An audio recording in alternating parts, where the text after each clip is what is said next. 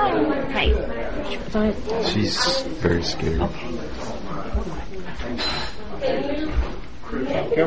Tell me what's going on. Well, I'm a Christian, and my parents are Muslim. They're extremely devout, and they can't know about my faith. Well, they do now, but they've threatened to kill me. I don't know if you know about honor killing, but this faith that you guys don't understand. Islam is very different than you guys think. They have to kill me. My blood is now halal, which means that because I am now a Christian, I'm from a Muslim background, it's an honor. If they love God more than me, they have to do this. And I'm fighting for my life. You guys don't understand. I don't understand. What did your father say to you? He said he would kill me, or I'm sent back to Sri Lanka where they put me in asylum. He said they go crazy. It's okay. Calm down. I ran away from home.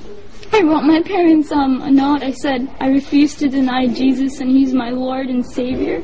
And I pray you find His forgiveness and mercy, and I love them both dearly. I wrote that, but they never showed it to the police officers. They want me back home. I can't go back to Ohio. You guys don't understand that community. That like, I will die within a week. Like, my life is at stake. But my dad threatened me. I was ready to die. These were my thoughts, that I'll be a martyr for Christ. Let it be so. But the Lord led me here somehow through His grace. I rode on a bus for 27 hours to 30 hours to get here, and so it's been God's hand protecting me the entire time. And but I'm fighting for my life, so if prayers are appreciated. I don't know what, today's my birthday, my 17th birthday, and I might even die. I don't know what's gonna happen to my own life. Like, can you tell me why you ran away? I was threatened by my dad. When my dad found out, I had a Facebook. That's how he found out. And phone calls from the Muslim community started coming in with emails, and he confronted me, and I had a laptop, and he took that laptop and he waved it in the air, and he was about to beat me with it. And he said, if you have this Jesus in your heart, you're dead to me. You're not my daughter. And I refused to speak, but he said, I will kill you. Tell me the truth. And these words, bad words, he cussed words, and so I knew that I had to get away. A couple of weeks later, even I told my dad that I needed to learn more about Islam because I was scared.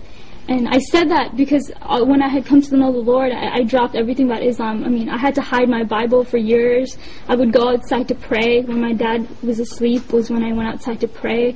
I snuck out to Christian prayer meetings in fear of my life. And finally, this day had come where I was confronting my dad.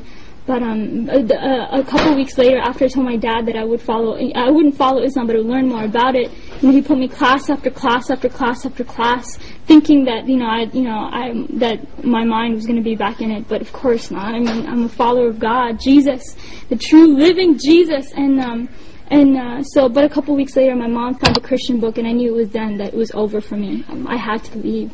How did you end up in Florida here? Here?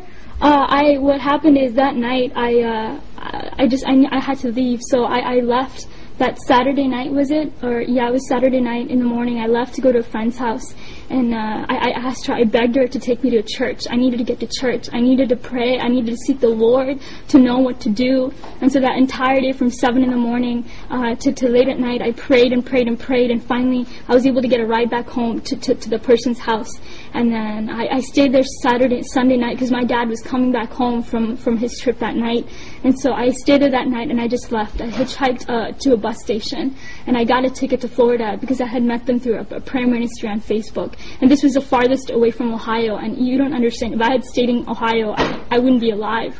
And so I was able to do that, and I called them from on the bus. I used random, nice people there that I was able to talk to, and I used their phone to call them, and then I came here. Here I am.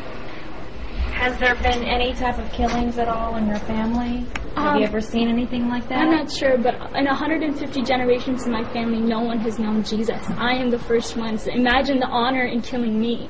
Like, there is great honor in that. Because if they love Allah more than me, they have to do it. It's in the Quran. Yes. And you can, give them knowledge about it. Because the knowledge... After they finish talking to you. Yeah, so, he really will explain it and break it down. They have to do this. If they just have to. And either they do that or they send me back to Sri Lanka. And there's an asylum. There's an asylum there where they put people like me. Like, they think I'm crazy.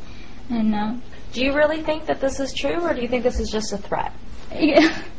There's actually hundreds of cases that are backed like me. Amina and Sarah, they were forced to go back home. They were killed by their dad. Like, this is not just some threat. This is reality. This is truth. This is reality.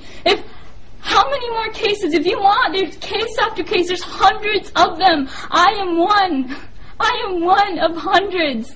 They have to. You guys don't understand. They have to. I don't know what else to say, but they have to. If you want proof, there's hundreds of cases that can validate my story. Even my friends and people from back home, they knew what would happen to me. My own brother knew about my faith, and yet he didn't tell my dad. What does that say? He knew the consequences. He knew. So what do you want at this point now? I want to be with them. I want to be free from my parents. I want to be free. I want to worship Jesus. I want to go to church on Sundays and read my Bible and say Jesus is alive whenever I want to. You guys talk about religious freedom? No. I don't have that. I want to be here and I want to worship Jesus freely. That's what I want. I don't want to die. All right.